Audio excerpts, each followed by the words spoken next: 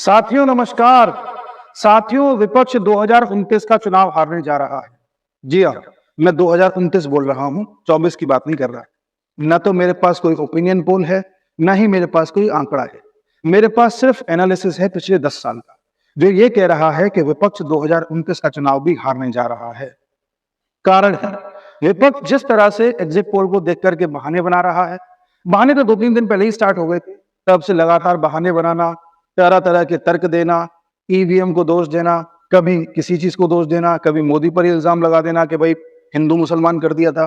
मतलब विपक्ष जिस तरह से चुनाव लड़ रहा है, जो उसकी चाल है, जो उसकी पॉलिसीज है, जो उसका तरीका है, वो ठीक वैसा ही है जो आज के 10 साल पहले होता था, आज के 20 साल पहले होता था, 40 साल पहले होता था, 50 साल पहले।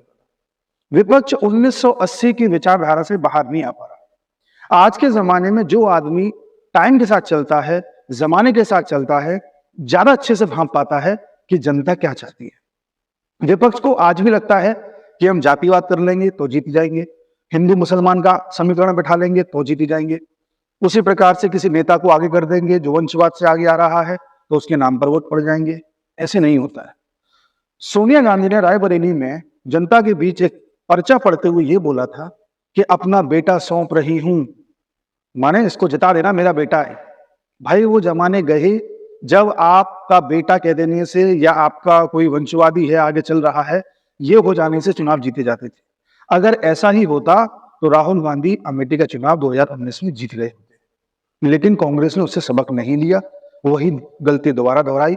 हो सकता है रायबरेली जीत जाए, नो डाउट जीत जाएंगे, लेकिन सिर्फ राहुल गांधी के जीतने से कांग्रेस नहीं जीतती। राहुल गांधी अगर इतने ही सेफ होते तो 2 सीट से चुनाव नहीं लड़ रहे होते। और मैं बता रहा हूं, इन दोनों से अगर जीतते हैं तो ये वायनाड की सीट छोड़ देंगे इस बार, रायबरेली की अपने पास रखेंगे, क्योंकि एक सीट इनको अपने पास रखनी है यूपी में, वरना ये रायबरेली भी अगली बार हार जाएंगे अगर जीते तो। इस तरह की जो विचारधारा है, ये आज के 20 साल, 30 साल, 40 साल पहले चलती थी। वंशवादी चीजों को आगे बढ़ा करके जितवा देना। नेताजी आदरणीय मुलायम सिंह यादव जी क्या करते थे, जिस जगह से चुनाव लड़ते थे वहां से जीत गए। जीतने के बाद वो सीट अपने ही किसी बेटे को या किसी भतीजे को, किसी अपने परिवार के जन को दे देते थे और बोल देते थे जनता से कि अपना भतीजा भेज रहा हूं, इसे जिता देना, मैंने अपना परिवार का ये सदस्य भेज दिया, इसे जिता देना। वो चीज पहले चली जाती थी। नेताजी की ग्राउंड पकड़ अच्छी थी तो लोग उनसे कनेक्टेड थे, वोट दे देते थे। सोनिया गांधी का ऐसा नहीं है, राहुल गांधी का ऐसा नहीं है, प्रियंका गांधी का ऐसा नहीं है। ये सब एक परिवार से आते हैं जो चांदी के चम्मच लेकर के पैदा हुए हैं। इनको नहीं पता कि जनता के बीच में पकड़ कैसे बनाई जाती है, लेकिन इनकी जो पॉलिसी है, इनकी जो रणनीति है, ये वही है जो आज के 40 साल पहले होती थी, इसलिए ये विफल होने वाली है। अभी भी रणनीति छीन है। अब दूसरी चीज पर बात करते हैं। राहुल गांधी कह रहे थे मैनिफेस्टो में कि हमारी सरकार बनेगी तो हम कास्ट सेंसस कराएंगे। मोदी बात कर रहे हैं गरीबों के अपलिफ्टमेंट की। मोदी कह रहे हैं कि समाज का हर पिछड़ा वर्ग मेरे साथ जुड़ा हुआ है, यानी कि जो गरीबी मामले में पीछे है। और ये बात कर रहे हैं कास्ट सेंसस की। ये आज भी ये नहीं समझ पाए, 10 साल हो गए इन्हें मोदी की एरा में, 10 साल में ये नहीं समझ पाए कि अब चुनाव जाति के बेसिस पर उतना नहीं लड़ा जाता। ये बात सही है कि कहीं कहीं जाति का फैक्टर काम करता है, लेकिन हर जगह नहीं करता।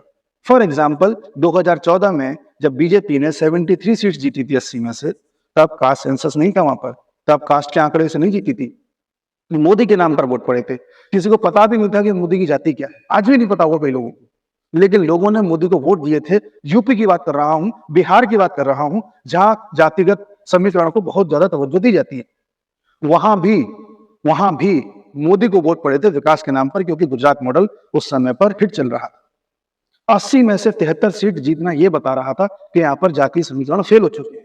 मायावती जी जातीय समीकरण लगा रही, अखिलेश यादव लगा रहे थे, राहुल गांधी लगा रहे थे, कांग्रेस लगा रही थी, सब धराशायी हो गया था। कांग्रेस को, विपक्ष को वही समझ जाना चाहिए था, लेकिन ये नहीं समझी। कोई दिक्कत नहीं, 2017 का यूपी का चुनाव होता है, बीजेपी 403 में से 325 सीट जीत जाती है। तब भी इन लोगों को समझ में नहीं आता कि जातिगत समीकरण नहीं चलेंगे। यहां पर जो लाभार्थी वर्ग है वो तैयार किया जा रहा है। ये लोग समझ ही नहीं पाए लंबे समय तक कि लाभार्थी वर्ग का ताकत क्या है। 2014 में यूपी बिहार में लोगों ने मोदी के डेवलपमेंट को देख करके वोट दिया।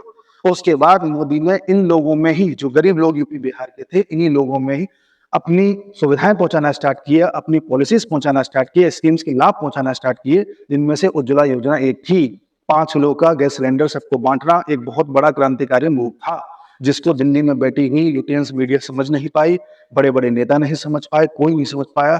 मोदी को पता था कि मुझे अपना एक सेक्शन ऐसा बनाना पड़ेगा जो हमेशा मेरे साथ इंटैक्ट रहे, और मोदी ने वो सेक्शन बनाया जो सभी जातियों से परे एक ऐसा सेक्शन था जो गरीबी के आधार पर मूल्यांकन कर रहा था, सुविधाओं के आधार पर मूल्यांकन कर रहा था, जिसने 2014 में वोट दिया था ये सोच करके कि मोदी हमारी भी गरीबी मिटाएंगे, और मोदी ने उनको लाभ पहुंचाना स्टार्ट किया। उनके बैंक अकाउंट खुलवाए, याद होगा 2014 में उन्होंने जनधन अकाउंट खुलवाए थे, उसके बाद उनके आधार कार्ड बनवाए, उनको लाभार्थी योजनाएं पहुंचाई। इस सबके बावजूद भी कांग्रेस इस बात को समझ नहीं पाई कि अंडर करंट चल कैसा रहा है, और बीजेपी 2017 का चुनाव जीत गई। इन लोगों ने 2019 में भी, जो विपक्षी दल है, सब एक हो गए थे बीजेपी के खिलाफ और यूपी में मिलकर के लड़ रहे थे। फिर भी 80 में से 64 सीट एनडीए लेकर के आया था 2019 में। ये लोग कभी नहीं समझ पाए कि जाति वाली फिलॉसफी नहीं चलेगी।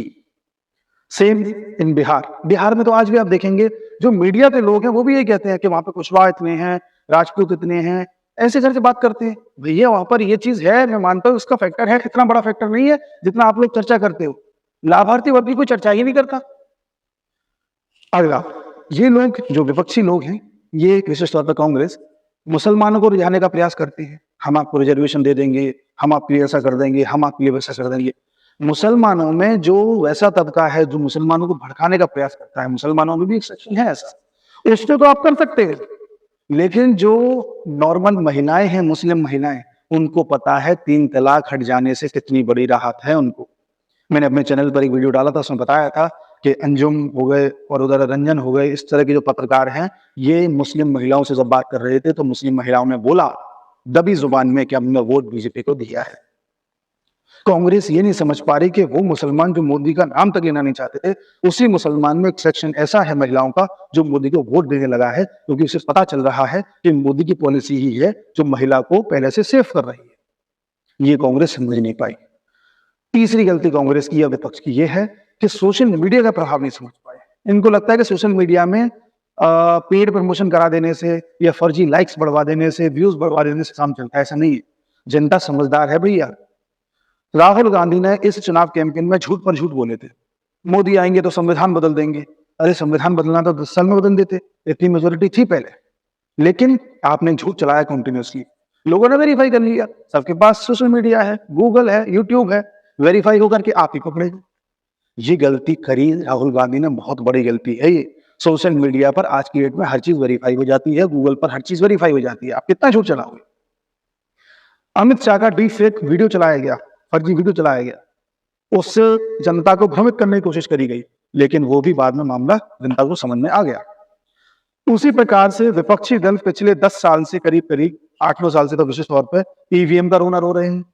हालांकि ईवीएम का रोना बीजेपी ने भी रोया था 2009 में।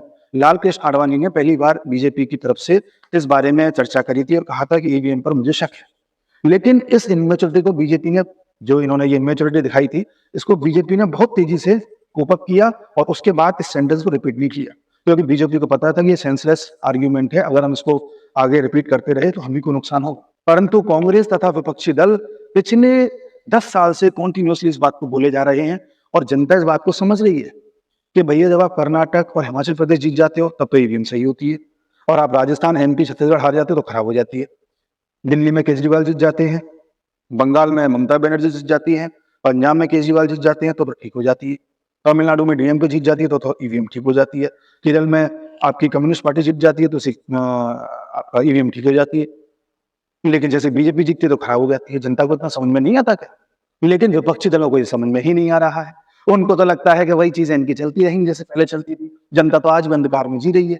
ये तो वही इंडिया है जिसके बारे में ये लोग सोचते थे कि यूपीआई यहाँ नहीं चलेगा, लोगों को कंप्यूटर चलाना नहीं आता, मोबाइल चलाना नहीं आता, लोगों के पास मोबाइल नहीं है, यूपीआई फ्लॉप हो जाएगा, चिदम्बरम साहब कहते थे। और यूपीआई इतना हिट हुआ कि आज रेडी वाले, ठेल वाले, फल वाले, सब्जी वाले, किसी के पास आप चले जाओ यूपीआई सबके पास मिल जाता है। कांग्रेस, इतना ज्यादा अंतर है कांग्रेस की सोच में और मोदी की सोच में। कांग्रेस ये जान ही नहीं पा रही कि देश कितना आगे बढ़ चुका है वैचारिक स्तर पर। वो आज भी ये सोच रहे हैं। जो पार्टी ये कह सकती है कि इस देश में यूपीआई नहीं चल पाएगा, और मोदी को लग रहा था कि चल जाएगा, मोदी ने चला दिया। सोचो कितना डिफरेंस ऑफ ओपिनियन है। इधर मोदी चुनाव खत्म करके 2 दिन का मेडिटेशन करने चले गए, उधर पूरा हाहाकार मच गया। वो लोग समझ ही नहीं पा रहे कि मोदी क्या मैसेज देना चाह रहे हैं। भैया जब 2019 का चुनाव खत्म हुआ था तो मोदी जी केदारनाथ की गुफा में जाकर के मेडिटेशन कर रहे थे, आपको याद हो। वहां से एक संदेश दिया था कि ये वही केदारनाथ है जहां पर आदि शंकराचार्य अपनी उपस्थिति दर्ज कराई थी।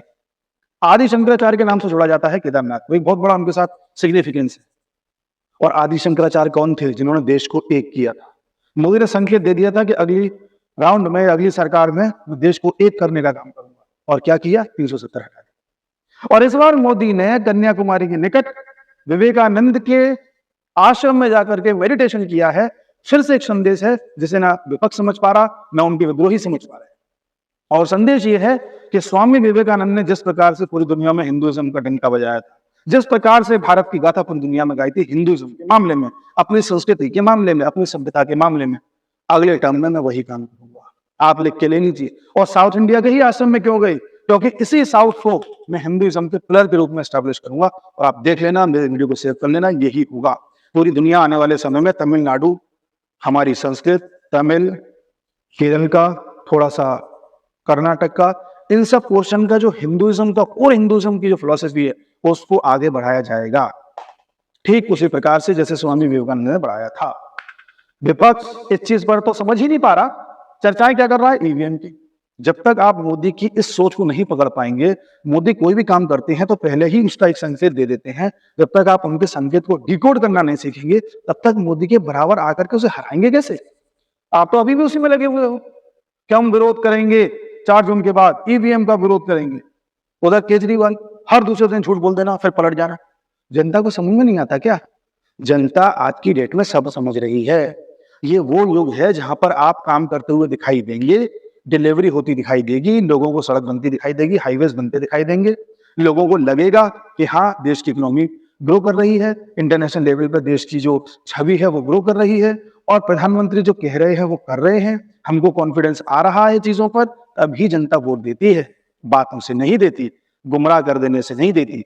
जब तक विपक्ष इस बात को नहीं समझेगा, विपक्ष कभी भी रेस में आ ही नहीं पाएगा। अभी भी ये लोग क्या कह रहे हैं विपक्षी दल, कि हम सबको मिलकर के कांग्रेस में शामिल हो जाना चाहिए। शरद पवार जी क्या है? भैया कांग्रेस में शामिल हो जाने से, न हो जाने से कुछ नहीं होता। आप डिलीवर करिए, काम डिलीवर करिए। उड़ीसा में नवीन पटनायक लंबे समय से सीएम बने रहे, उड़ीसा में उन्होंने काम किया है।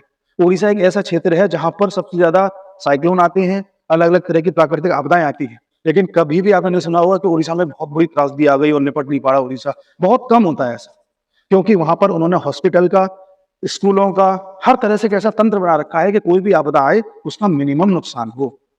नवीन पटनायक ने अपने काम से लोगों को जोड़ा है, और नवीन पटनायक एक ऐसे सीएम हैं जो लंबे समय तक सीएम रहे। शायद देश में तीसरे या चौथे नंबर के ऐसे सीएम है जो लंबा कार्यकाल लेकर के चल रहे हैं, और उनको, उड़ीसा के सीएम हैं लेकिन उड़िया भाषा नहीं है, फिर भी लोग उन्हें चाहते हैं। अब तो उनकी उम्र काफी ज्यादा हो गई है तो शायद लोग उनको वोट न दें, लेकिन लोग उनको पसंद करते थे।